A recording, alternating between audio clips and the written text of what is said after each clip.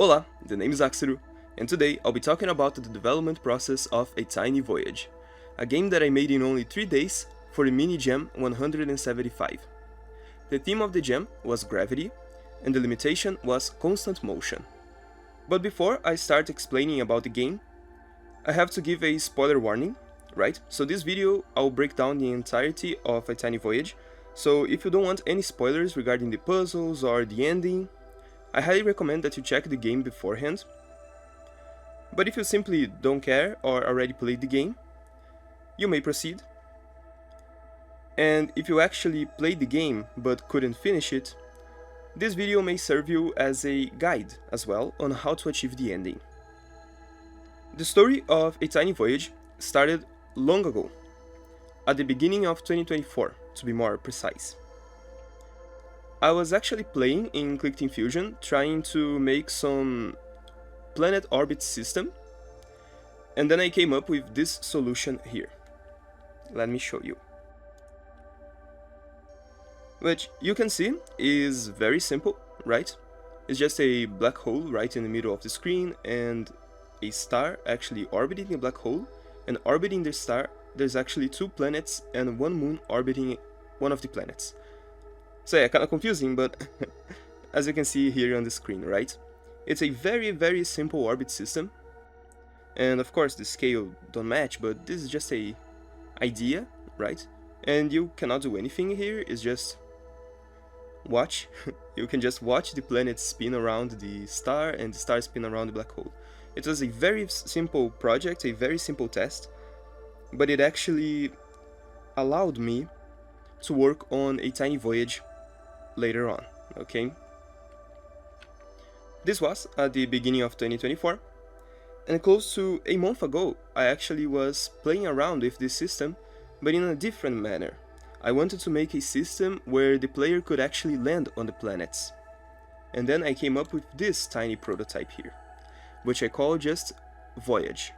So let me show you. As you can see, this is actually very similar to A Tiny Voyage, okay? And we have our spaceship, right? I can't actually fly away from the planets. Only with my ship, actually. I can only fly away from the planets with my ship, but on foot there's a collision hitbox there. Okay, so let me see if I can find the second planet. Here it is, okay? So the landing system in this version, in this prototype, was very raw, right? It's not like it doesn't have anything special. Your speed must be equal to 0 to actually land on a planet, so it's not very good. It's kinda hard to land on a fast-moving planet.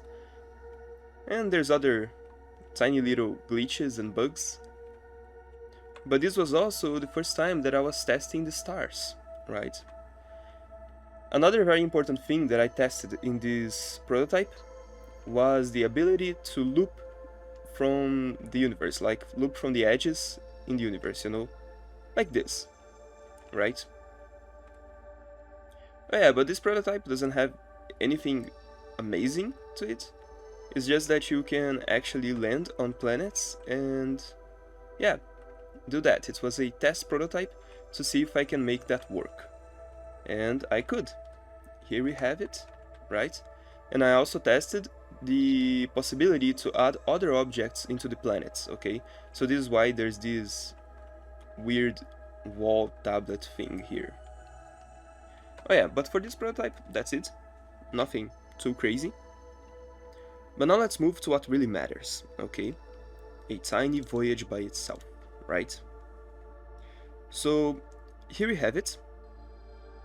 Again, spoilers. There are already spoilers in this screen here. So yeah. So let me play it a little bit for you. And I'll actually make a introduction to the game, and then I'll explain the puzzle. And after that, I'm going to talk about how it was to make this game, okay? How it was to actually make it in 3 days, right? Okay, so let's get right into it.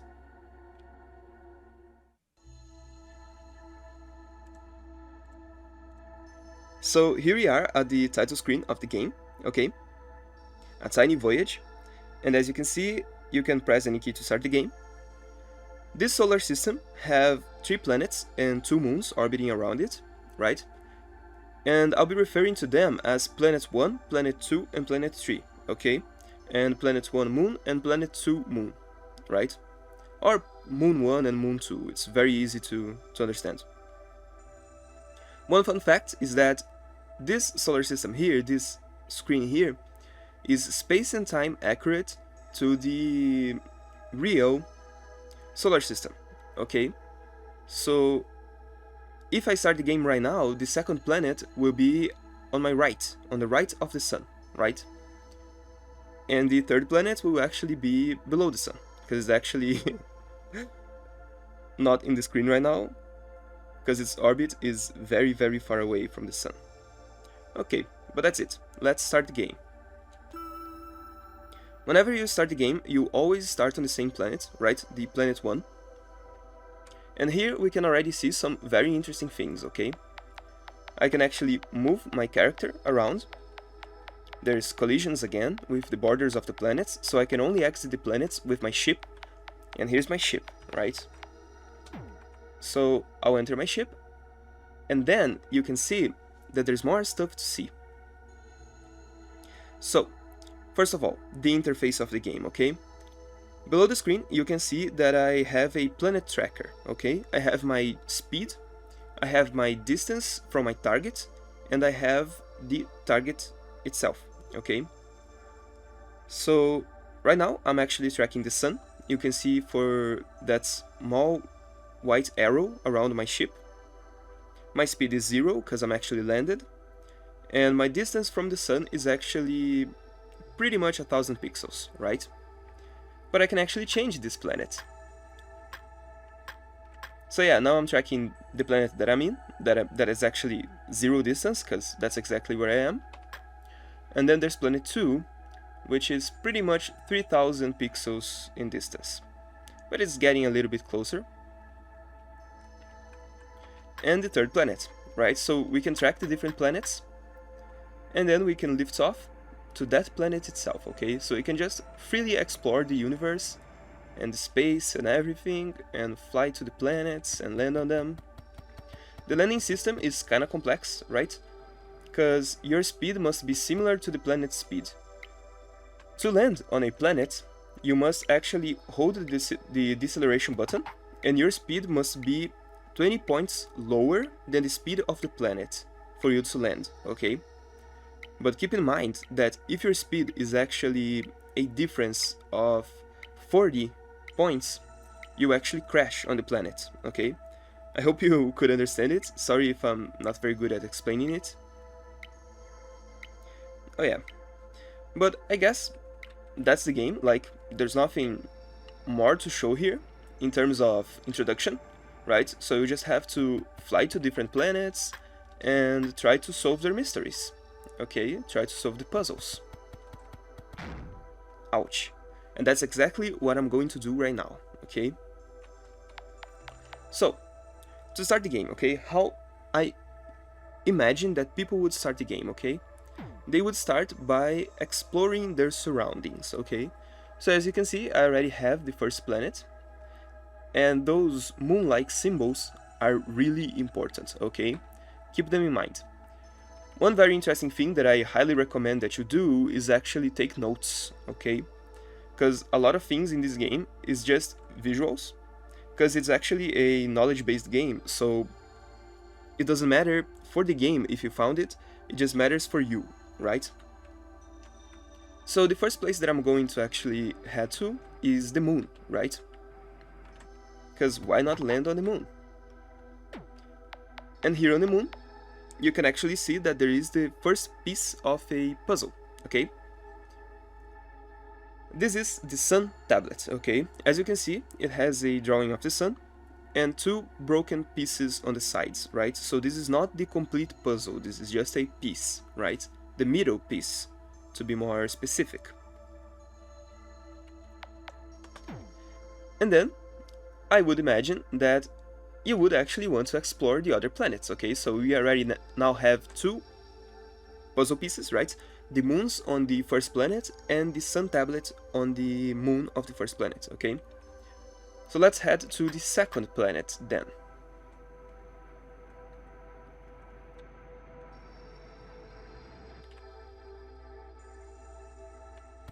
Okay, so here on the second planet, you may know that I cannot land on that planet for two reasons.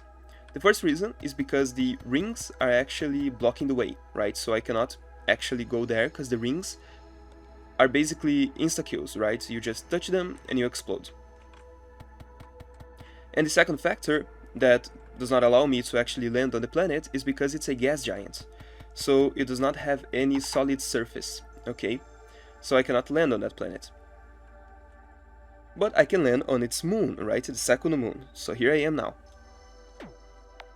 This moon is maybe one of the most important places of the entire game. Okay, so you probably already know what to do here, right? So remember those moon-shaped symbols that we found on the Planet 1 moon? Yeah. Or actually on the Planet 1. They are very important here, okay? So they are a code that we have to input here on the second moon, okay? Sorry if it's getting a little bit confusing. But yeah. So this moon is very important, is where we actually input those codes that we find around the solar system, okay? And I just died. So that's it for the second moon, it doesn't matter. Let's just move to the third planet. Oh yeah, so as you can see, this game has some bugs, okay? Since it was only made in 3 days, I didn't actually have enough time to actually fix those bugs. So yeah, there are a few tiny issues, but in general you'll be fine. Okay, so here we are on the third planet. Here we already have the completion of the first puzzle, which is the sun tablet, right? Remember the sun tablet from the moon? This is very important here.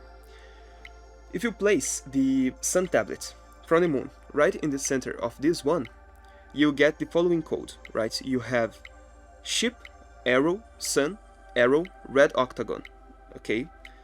This is not self-explanatory, but if you actually try to explore the sun, you soon know the answer to this puzzle, right? Another very important thing that we have here is the solar system map, which is not scale accurate, but it's actually position accurate. So we can see that the planets are actually positioned accurately to their real position. But later on this map, okay, this map is actually very important because it shows you the positions of the ring puzzles, right, to input on the moon. So every white dot in this map is actually a position of a ring puzzle. So at this point, if you actually already played the game, this is a good point to stop watching the video and try to play the game if you couldn't understand, right? Because now you already have some very important tips like the ring puzzles and everything else. But if you simply don't care, just keep watching, okay? Because now I'll actually spoil the secrets of this game. Because all of that was just exploration, you could find it for yourself. But now you have to really think to get the solutions, okay? And I'll show them to you. Okay, so let's start with the sun tablet. This is one of the most important puzzles of the game. Okay, so we have ship, arrow, sun, arrow, red octagon. So let's fly to the sun. So basically, these tablets are actually telling me that I can enter the sun if the sun has a red octagon around it, or inside it actually, and this is exactly the right timing. Okay, so let's enter the sun. Otherwise, it would actually just swallow you, so you would just dive right into the sun, and you would die, of course, and the game would restart. But since it's actually red, the sun was red, that means that I could actually enter the sun and land on it. And this may seem kind of weird, but this proves one very interesting lore piece, that the sun is artificial, right? The sun is not a natural star, it's actually an artificial one. But here on the sun, there are lots of puzzles, right? Lots and lots of puzzles. The first thing that we can notice is actually the the rings, right? The ring puzzles, those tiny little moons, okay? And it's actually a code, right? So we have to write down this code and go back to the second planet's moon to input it, right? Another very interesting thing that we can notice about the sun is actually those crystals right on the corners. Those crystals are very important to show you the position, or actually the amount of ring puzzles that exist in the game, right? So there are only 4 ring puzzles that we can actually find. Here is another map of the solar system, but this map is fixed, it's not like moving or anything, it's not accurate to the solar system. But this is just to show you that you are inside the solar system, okay? You are inside that circle that's surrounding the solar system. And notice that there are arrows pointing toward the edges. Remember on this prototype when I actually looped the universe by going in one edge and actually teleporting back to the other? Yeah, this happens here as well. And this is a very important puzzle piece. But later on that. And here we also have some tiny little arrows pointing clockwise. For them being clockwise is very important because that shows the direction of the code that we'll later discover that we have to input, okay? So yeah, this game is basically just inputting codes all the way through, okay? So it's a code game. let's say it this way, okay? So now let's move to the second planet's moon. And I'll actually input the sun code. The code that I found on the sun. And I just died again. Keep in mind that I'm not very good at this game, okay? I know that's kind of weird since I'm the developer, but yeah, I'm not very good at this game. Especially landing on the planets, it can be quite tricky. Especially in this moon, specifically, it's way harder than it looks. Okay, so here we are on the code inputs on the second moon. So let's input the code for the sun, okay? The sun code, which is down to the right actually, down to the right, and down all the way through. As you can see, the rings actually open up, right? They move in the direction that you selected the code, right? So this is the sun code. Let's just get out of the way of the moon. And let's go back to the sun. Let's see what happens there.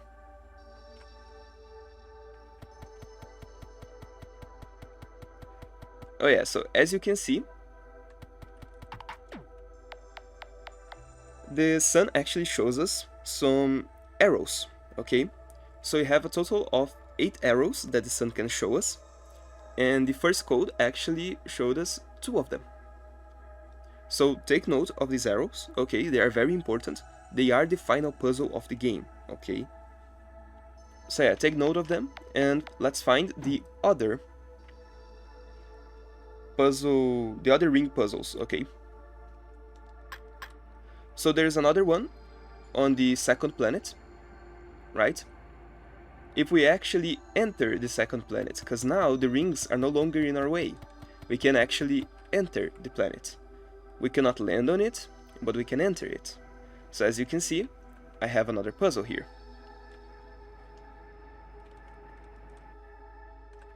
Ouch, okay. Sorry. Okay, that's fine. Let's go back to the second planet, moon, and actually input the code that we found inside of the second planet itself. Okay, so the tiny one is actually straight upwards. That one is already in position. Is it? Yes, it is. Okay. Now we can head back to the sun to see the final code, okay? Not the final code, but another piece of the final code. Let's just wait until the sun opens.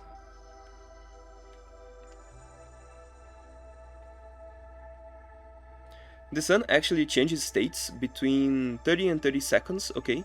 So in 1 minute it actually starts as yellow and then it starts becoming red again.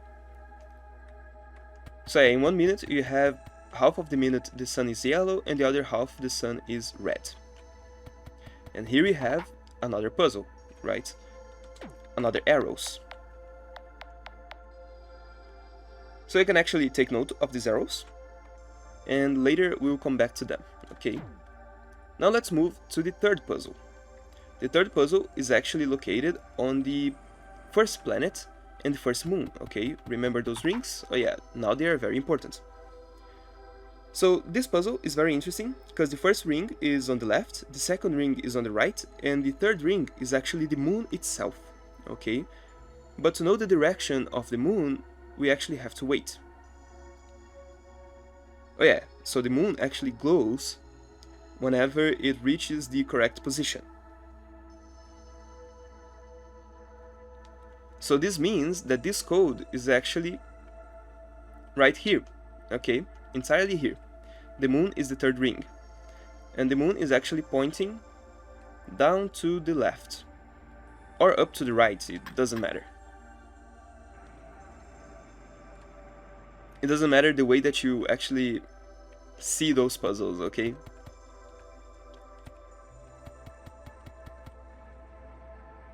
So let's land on this moon again. And we'll actually have to do it another time.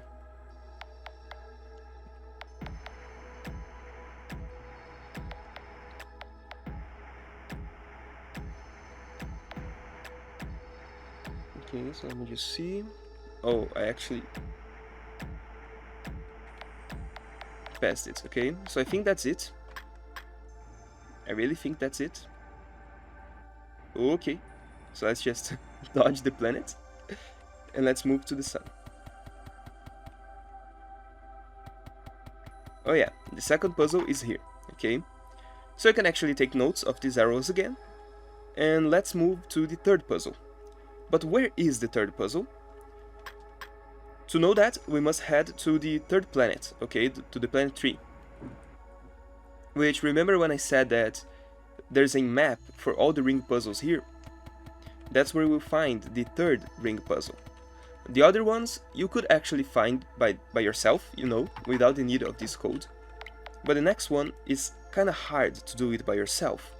Having this map is actually very, very important, okay? So as you can see, there are 3 dots of different sizes away from the solar system, okay? Out of the solar system. So here we can have the first one, right? Here we have the second one, and here we have the third one, right? The first one being the smallest one, the second one being the medium one, and the third one being the biggest one, right? So this is actually a ring puzzle, another ring puzzle. I recommend going from the sun, okay? So let's go to the first one, which is a little bit to the left and upwards from our star, okay? So here we are. Let's go upwards and a little bit to the left.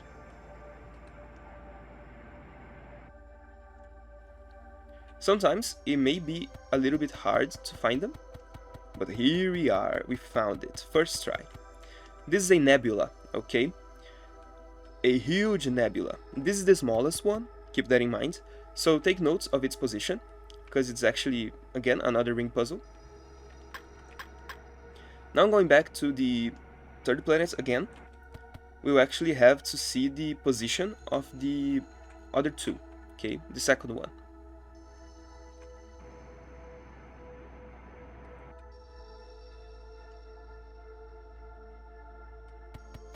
Ouch. Okay, it happens all the time. That's fine. That's fine.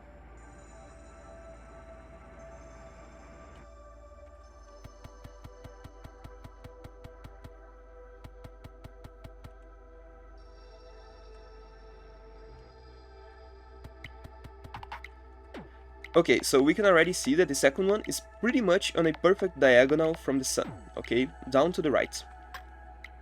So let's go there.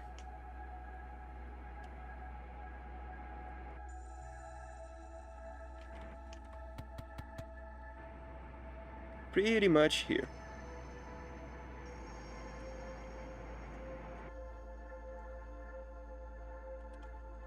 And here we are.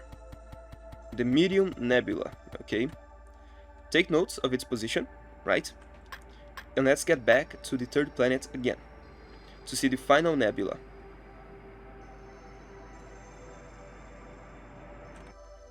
Okay, I always come here very fast. Too fast. So I need to slow down a little bit. That's why I keep crashing on this planet, because I'm really impatient. And I just accelerate a lot. Okay, so the next nebula is actually on the left, a little bit downwards to the sun. Not in a straight diagonal, but kinda close to it, a little bit upwards. So let's go back to the sun.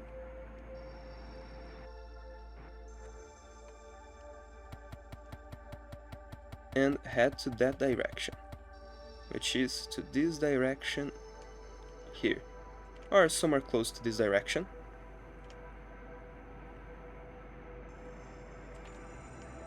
Maybe a little bit upwards. Here we are, okay? Found it. And this is the third nebula, okay?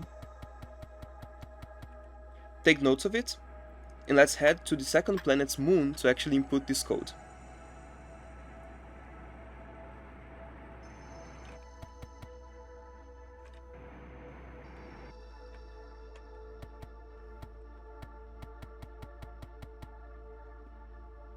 Okay.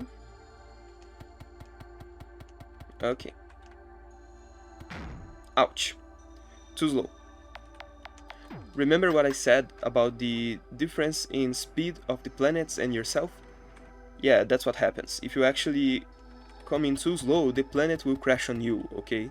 So you have to be very careful. Okay, so this speed here is good. Okay. So the nebula's code is actually up here, and this one is just to the right, or to the left. The other one is actually the opposite. So this should be it. Let's head to the sun again to see if the code works. And here we are at the sun, and the code works, okay? So now we have all 8 arrows, okay? But what can I do with these arrows? What can I do with this information, okay? So this is where you have to interpret? You have to kind of try to understand the puzzles inside the sun, okay? So look at it. Right, take a look. You can see that we have the solar system and the borders and the arrows. Okay, this is a hint that we have to escape the solar system, right? A hint that we have to loop the solar system. Then we have the tiny arrows that points clockwise. This means that the code is actually clockwise. So it will start in this arrow here, and then we'll move to this one, and then this one, and then this one, and keep going in circle until it reaches this one here. This one here is the last. How can we know that this one is the last? Because there's no tiny arrow right here, okay? So this tiny arrow points towards this, but there's no arrow actually pointing to the first one again. So this means that this one here is the last one. So now we have a code that's kind of like right, up, left, down, right, down, okay? So this is the puzzle. I have it memorized, okay? So let's actually input it. So this is the final puzzle of the game, okay? Keep that in mind. So after we finish like using this code, there's nothing more to do, right? We basically beat the game. So let's go. Let's do the correct code, okay? So now it's right, up, okay. So it's right 2 times upwards.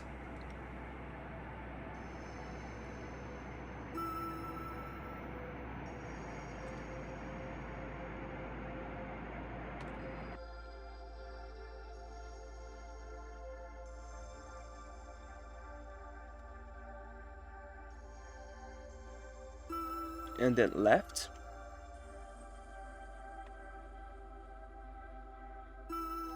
down, right, right, so right 2 times, okay. Oh yeah, and my speed is already capped at 300, okay. This is the maximum speed that you can actually fly.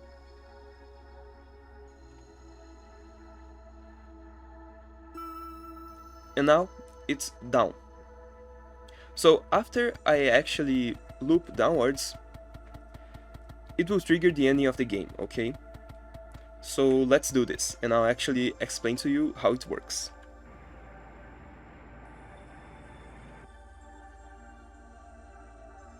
And we are getting closer.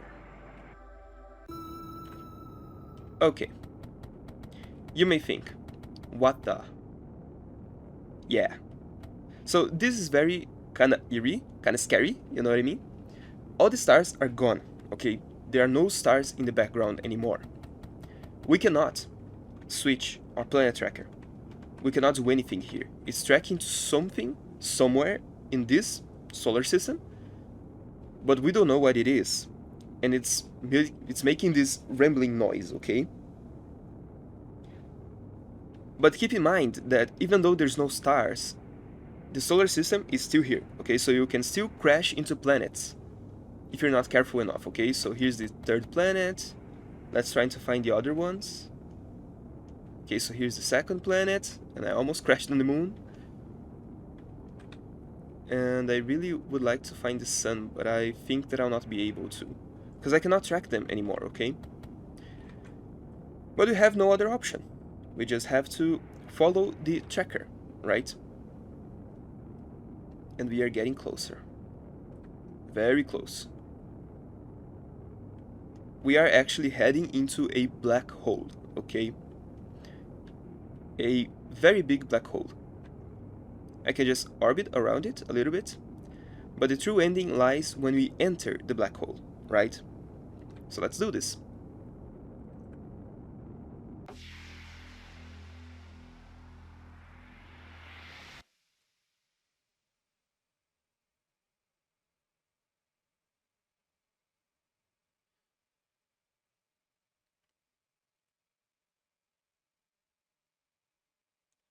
The game was made by Netherlamp for Minigem 175. And thank you for playing. Right, so this is the ending of the game, right? The ending of A Tiny Voyage. The game will actually close itself after a little while in this screen. So what happens when a conscious observer enters the black hole? That's what happens, okay? The universe repeats itself indefinitely. So I made that ending by placing a negative value on the zoom scale, right? And it creates that very trippy effect of the screen repeating itself in a grid, right? So that's how I made it. And I find it really cool, really cool. I really like this ending, right? It's something that I'm very, very proud of. This entire game actually is something that I'm very proud of. Another interesting thing is that this game was hugely inspired by Outer Wilds, right? I really love Outer Wilds. That game is so good, is great, it's like amazing game. And one of the things that I like the most about that game is that you can physically fly from one planet to another, okay? So it's not a loading screen or anything like that. It's not a fake. It's not a trick, okay? It's physical, it's real. You take your ship and actually fly towards that planet. I find it so cool, so good. I really enjoy playing Outer Wilds, not just for the puzzles, but actually for the gameplay itself, right? And I decided that I wanted to try something like that here. Okay, a puzzle knowledge-based game with this mechanic of actually flying from one planet to another. Okay, physically flying from one planet to another. So yeah, for the game, I think that's it. Now I'm going to tell you how I managed to make this game in only 3 days. Okay? It's kinda crazy. I know that some of you may actually doubt that I made it in only 3 days, but I can assure you that I made it in only 3 days. And there are a few factors for that. The first one, I made that prototype, okay, the Voyage prototype, that I made close to a month ago. without that prototype, I would not be able to actually make this game in time, because that prototype actually took me 3 days to make, another 3 days to make. And yeah, I actually planned a lot of stuff for this game beforehand. Okay, so when I knew that the game jam was coming, I decided to start planning the game, right? And I had lots of different mechanics and ways of playing the game depending on which limitation would be chosen, right? And since the constant motion won, I didn't have to change pretty much anything in the game because the constant motion is already here. All the planets are moving independently of you, right? Your position doesn't matter, like your speed doesn't matter all that much because the planets are always moving, right? You cannot be stopped, like compared to a specific planet if you're not landed on it.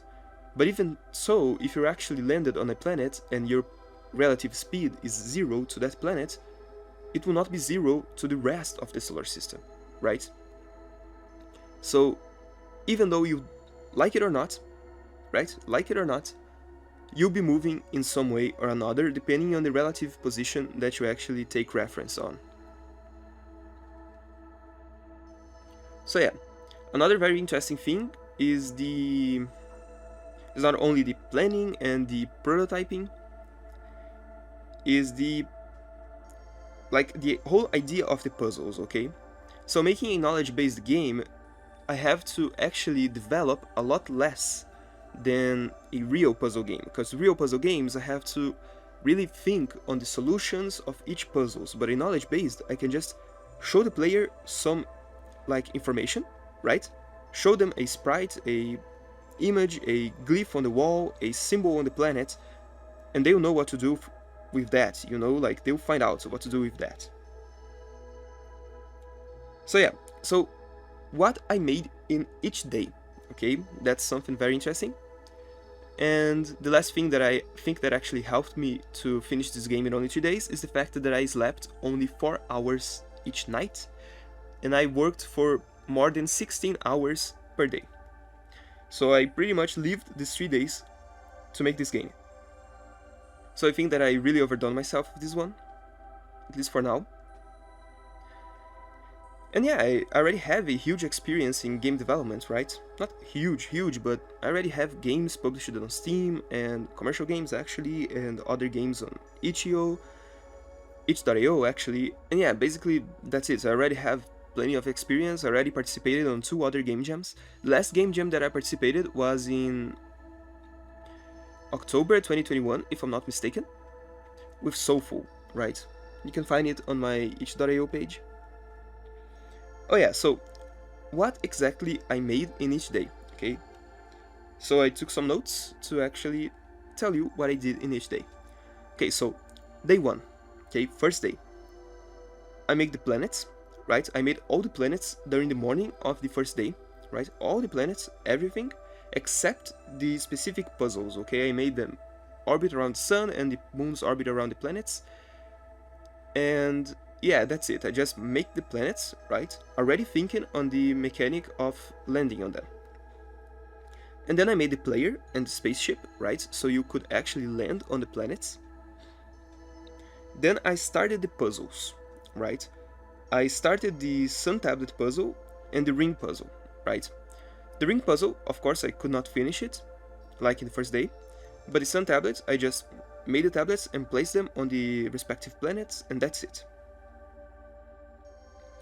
And I basically finished the day working on the sun interior, okay? Day 2.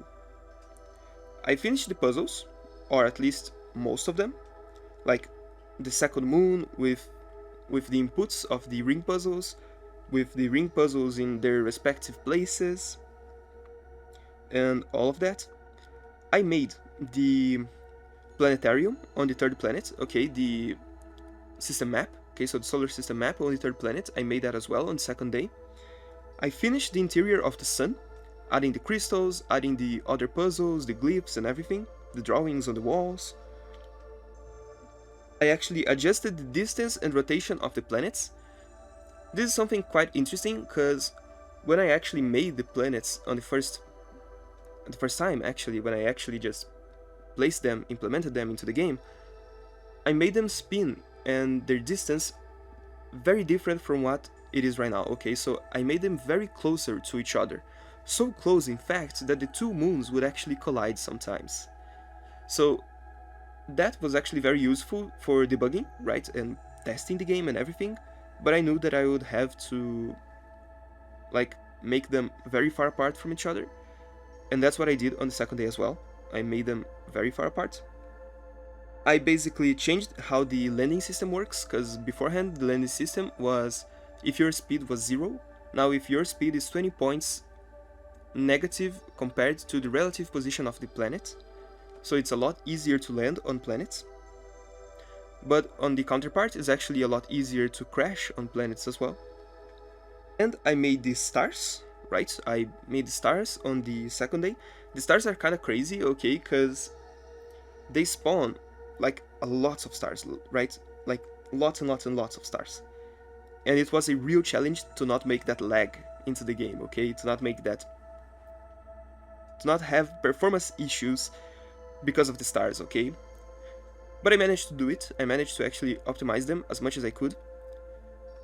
And yeah, I think they turned out really great. I really like the stars. They are a really nice touch to the game, especially in the ending, because when the stars disappear, you feel that kind of a panic, you know, like there's no point of reference to know your real speed. You just know that tiny little value on the bottom of your screen, but yeah. And then I started the ending of the game, okay? One another very interesting story, or fun story, actually, funny story, is that when I was making the ending of the game, it was pretty much 3 in the morning for me, and I fell asleep in my computer, right?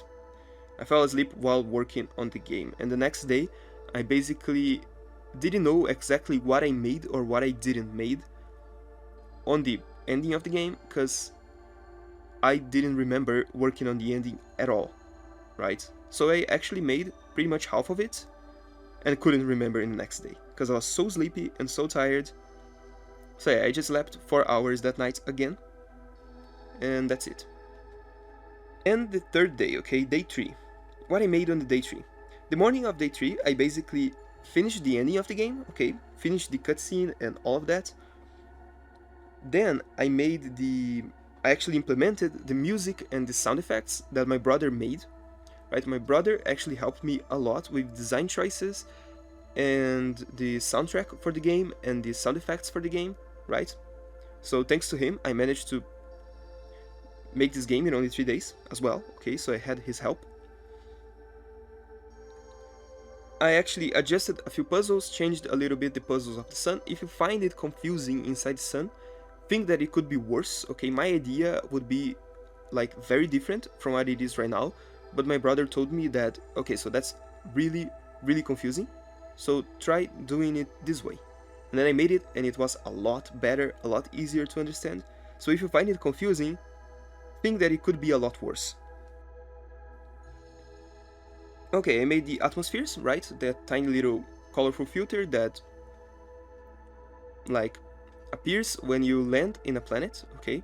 Just in planet 1, in sun, in the planet 3. The planet 2 is just a gas giant, you cannot land on it, and the moons don't have atmospheres, so yeah. I changed the sprites of the player and the ship. Yes, I changed them. I unfortunately don't have the old versions, right?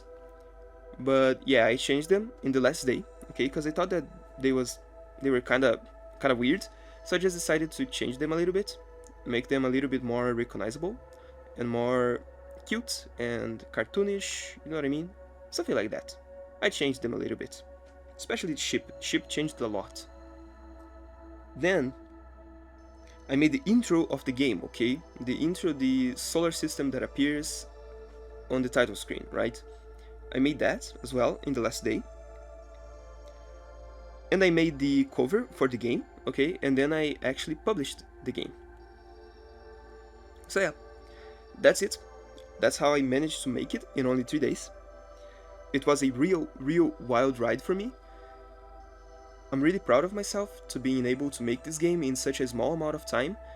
And to be honest, I'm actually very proud of everyone that participated on this game jam. Right? So if you participated on the game jam, like, I'm very proud of you. there are some really, really good games there that I can see like real potential. And it was such a blast participating on this game jam again. Even though not many people played my game, like, I think that participating on a game jam is more about playing the other people's games than making your own, okay? So it was really, really fun, right? It was a fun experience, I really enjoyed it a lot. I recommend doing what I did? No. If you're participating on a game jam, make a smaller project, okay? Make something small.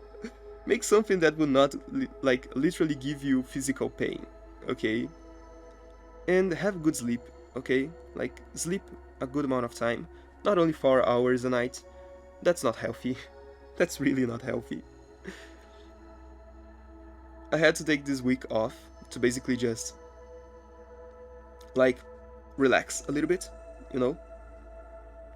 Yeah, but it was crazy. I do not regret anything, okay? I have no regrets regarding this game jam. It was such a blast. I really enjoyed it the most, right? And I guess that's it.